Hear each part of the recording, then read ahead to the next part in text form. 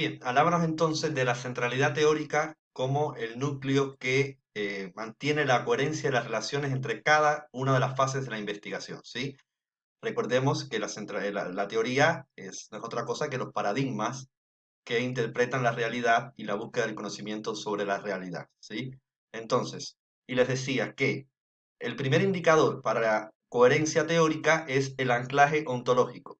Desde el momento en que elegimos un tema, nosotros ya estamos enunciando un posicionamiento teórico respecto a qué investigar y cómo investigar, ¿sí? Que luego se confirma, o sea, se reafirma o no con el anclaje epistemológico que vamos a ver, pero en el momento inicial en que tenemos las consideraciones iniciales y empezamos a hacer un rastreo bibliográfico, ya estamos teniendo una idea de cómo estudiar esa realidad, ¿sí? Ya tenemos respuestas a preguntas como ¿cuál es la naturaleza de la realidad para mí como investigador? ¿Sí? La realidad es objetiva, es decir, se compone por hechos sociales, o la realidad es subjetiva y múltiple. Acción social, interacciones, subjetividades. Desde la elección del tema, desde que hacemos una pregunta de investigación, ya estamos respondiendo a si esa realidad se explica por hechos sociales, ¿sí? Por mediciones de variables y conceptos, o se explica por las interacciones y las subjetividades y la acción social de los individuos. ¿Esto qué quiere decir? Bueno, ahora volvemos porque se nos fue. Eh, bueno, decíamos, desde la elección del objeto de estudio, la cercanía e influencias mutuas con el objeto de estudio, ¿sí?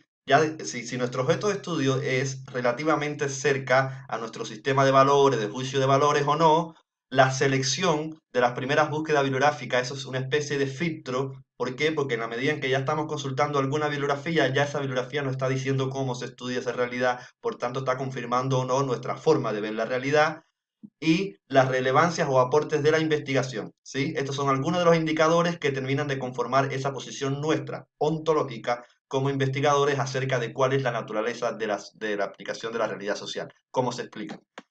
Entonces, después tenemos el anclaje epistemológico, es decir, ya nosotros teníamos una idea de cómo se explica, pero ¿qué cosa es el anclaje epistemológico de la teoría? Precisamente ese paradigma, la búsqueda del paradigma teórico, cuál es la relación entre el investigador y aquello que se investiga, y cuál es la naturaleza del conocimiento y cómo se corrobora. Es decir, el anclaje ontológico teníamos una idea de cómo se investiga la realidad, pero después tenemos que ir al anclaje epistemológico, que es la selección de un paradigma. Y ese paradigma nos va a decir entonces cuál es la relación entre el investigador y lo que se investiga, y cuál es la naturaleza del conocimiento y cómo se corrobora.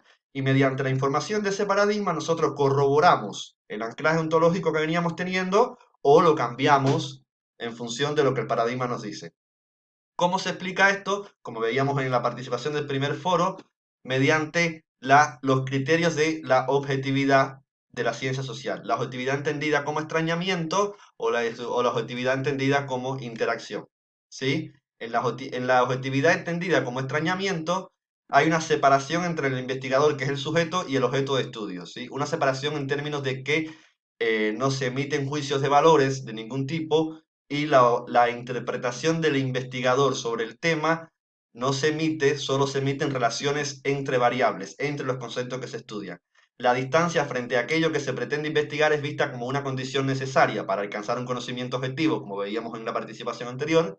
Y entonces, ¿qué relaciones de ocultamiento que consideran ustedes que puede implicar este posicionamiento? ¿Qué hay detrás de eso? Esto lo dejamos como pregunta abierta, ¿sí? Pero bueno, la idea principal es que en el extrañamiento lo que se busca es la interrelación, las correlaciones causales entre las variables, no la interpretación que se pueda tener sobre el objeto estudiado. La interacción, por su parte, el investigador está inmerso en el contexto de interacción que desea investigar, ¿sí? Por eso gran parte de las investigaciones que se hacen en el profesorado son cualitativas, porque precisamente nosotros estamos inmersos en esos contextos de investigación, ¿sí? Se asume que la interacción entre ambos y la mutua influencia son parte de la investigación, es decir, se asume que esa interacción que tenemos con nuestro estudiante, lo que sea que se investigue, esa relación de condicionamiento, son parte de lo que se quiere investigar. ¿Qué riesgo puede implicar? Lo dejamos como pregunta abierta, ¿sí? Entonces, eh, a la segunda pregunta, entonces, ¿cuál es la naturaleza del conocimiento y cómo se corrobora a partir de estas dos posturas? En la idea del extrañamiento, se maneja la deducción como método, ¿sí? ¿Qué es la deducción? Tenemos un objeto de estudio, tenemos un marco teórico que explica ese objeto de estudio que vamos conformando. De ese marco teórico derivamos hipótesis y objetivos. Con esas hipótesis y esos objetivos medimos las consecuencias observables, que son las variables en el terreno empírico, y luego hacemos conclusiones comparativas. ¿Comparativas en relación a qué? A lo que esas mediciones en el terreno empírico dieron y lo que decía el marco teórico. Por tanto, nuestra idea inicial de objeto de estudio o se corrobora en términos de hipótesis o se modifica, ¿sí? Por eso es un método deductivo el que utiliza los paradigmas asociados al extrañamiento como objetividad. Por su parte, los asociados a la interacción tienen un objeto de estudio y situacionalidad, es decir, contextualizados. Tiene un contexto conceptual, no tiene un marco teórico como en el anterior, un contexto conceptual, conceptos sensibilizadores y preguntas y objetivos de aproximación. ¿Qué quiere decir esto? Que no tenemos un marco rígido de teoría que vamos a corroborar en la realidad, sino que tenemos una serie de conceptos definidos por teóricos que pueden brindarnos un primer acercamiento a la realidad, que no quiere decir que vaya a ser así, sino para nosotros entender a dónde vamos a aproximarnos. Y tenemos preguntas y objetivos que no van a regir a la investigación, sino que van a estar guiándonos para el primer acercamiento. Pero muy probablemente después de ese primer acercamiento podríamos modificar esas preguntas y esos objetivos, cosa que no sucede en el diseño anterior. Por tanto, tenemos un diseño flexible y explicativo, no comparativo. Las habilidades y los alcances son de exploración, descripción y explicación del objeto de estudio, no de comparación con el contexto conceptual, sino de cómo se explican ellos, ¿sí? A partir de esas flexibilidades que hubo entre el contexto y el trabajo empírico. Y las conclusiones son analíticas y relacionales, ¿sí? No es que se busca probar si se corroboró o no lo que decía la teoría, sino que se mantiene una relación de condicionamiento o no entre lo que se pensaba que podía pasar, entre lo que efectivamente pasa y por qué pasa de otra forma. Se busca la explicación entonces de por qué se corroboró o no, ¿sí? Esta es el posicionamiento epistemológico de los paradigmas. Por supuesto, luego tenemos los anclajes metodológicos. ¿Cuáles son los procedimientos que utilizan para construir la evidencia empírica y cómo se relacionan lógicamente con el resto de las etapas del diseño? ¿Qué quiere decir eso? Que una vez que ya elegimos el paradigma, que ya tenemos el anclaje ontológico y el anclaje epistemológico, el propio paradigma nos dice qué tipo de metodología utilizar, si cualitativa, si cuantitativa o si mixta, ¿sí? En función de todo lo que vimos anteriormente. La naturaleza de cómo creemos que se investiga la realidad, si el método es deductivo o inductivo, si la realidad se explica a través de hechos sociales o por interacciones. En función de esa selección que ya hicimos, deviene ya directamente el diseño metodológico, ¿sí? En los diseños estructurados, como veíamos anteriormente, la realidad es objetiva, el extrañamiento es el criterio de objetividad y la deducción es el método. Bueno, los modelos son de análisis causal, quiere decir que se le busca la relación de causalidad a cada una de las variables que se investiga.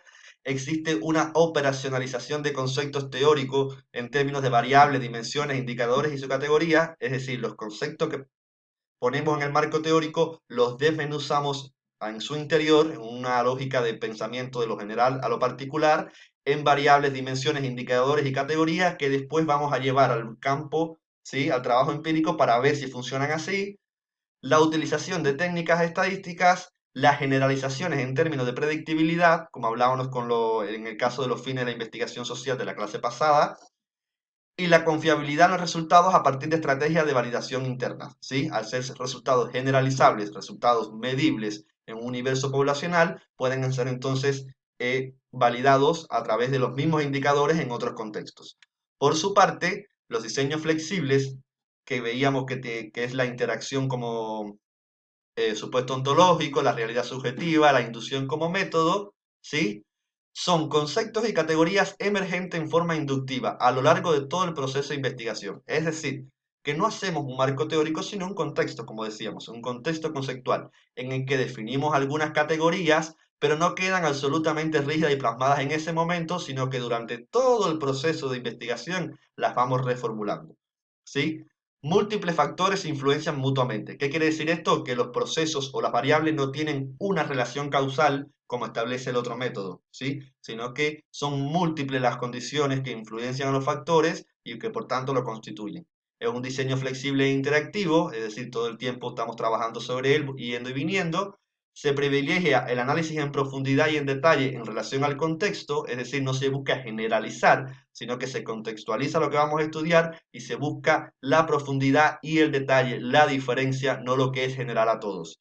Y la confianza y la autenticidad de los objetivos de investigación como validación, ¿sí? Es decir, no buscamos que el criterio de generalización sea lo que valide, sino precisamente la autenticidad, el detalle y la diferencia de lo que estudiamos es lo que valida a nuestro objeto de estudio, ¿sí? Ese es el anclaje metodológico. Y el anclaje axiológico. ¿Qué papel juegan los valores en la investigación? Bueno, evidentemente, en el recorrido por el resto de los tres anclajes puede deducirse un poco el anclaje axiológico. En los diseños estructurados, el investigador busca desprenderse de sus propios valores, de su orientación política ideológica, de sus concepciones acerca del bien, el mal, lo justo y lo injusto, lo que deseamos para nosotros y los otros. Es decir, busca desprenderse de todo el sistema categorial y de supuestos que tiene sobre la realidad. Ojo con la palabra, busca desprenderse. Por eso la pregunta de ¿hasta dónde? ¿Sí? Que en muchas evoluciones de sus trabajos yo les interrogaba al respecto. Bueno, porque ustedes me ponían, ¿por qué nos desprendemos del sentido común, de nuestros supuestos? Sí, eso es un criterio de validez, de objetividad de la investigación. Pero la pregunta es, ¿hasta dónde nosotros nos desprendemos de eso? ¿Hasta dónde dejamos de ser sujetos sociales, ¿sí? Para no involucrarnos con nuestro objeto. Bueno, eso es lo que sucede en los diseños estructurados respecto al componente axiológico, cómo nos mezclamos con nuestra investigación, ¿sí? Y en el caso de los diseños flexibles, el investigador asume que sus valores forman parte del proceso de conocimiento y reflexiona a través de ellos, ¿sí? El criterio de reflexibilidad. Ojo, que no es lo mismo que el investigador asume que los valores forman parte del proceso a decir, bueno, me parece bueno o malo el sistema de educación en UCU.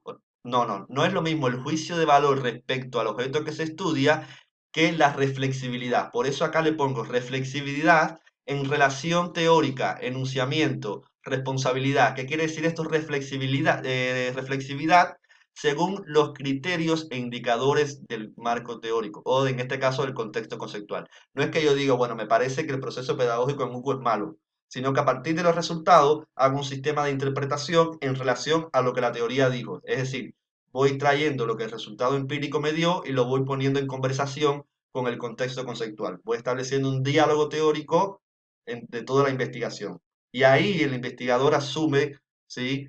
Se asume parte del proceso porque asume su propia comprensión del mundo dentro del proceso, pero no es que dice lo bueno o lo malo respecto a las cosas, cómo le parece que tiene que ser el proceso. No es eso lo que se quiere decir con el involucramiento del investigador en los procesos, ¿sí? Entonces, la teoría como núcleo de todas las fases de la investigación, ¿sí? Mantiene una relación coherente en función de cuatro anclajes. El ontológico, el epistemológico, que termina de corroborar el ontológico, ¿sí? El metodológico y el axiológico. Como ven entonces, ¿sí? Ese paradigma que seleccionamos, esa búsqueda teórica que va a guiar nuestra investigación, interrelaciona a cada una de las fases. Las fases de nuestra investigación, o lo que se denominan las tesinas o tesis, los capítulos de la investigación, no son cuerpos independientes y autónomos, sino que están interrelacionados, coherentemente nucleados por la selección de un paradigma teórico o unos supuestos teóricos con esos cuatro anclajes, ¿sí? Y bueno, ahora vamos a la parte final de la conferencia. Pausamos el video y vamos al último.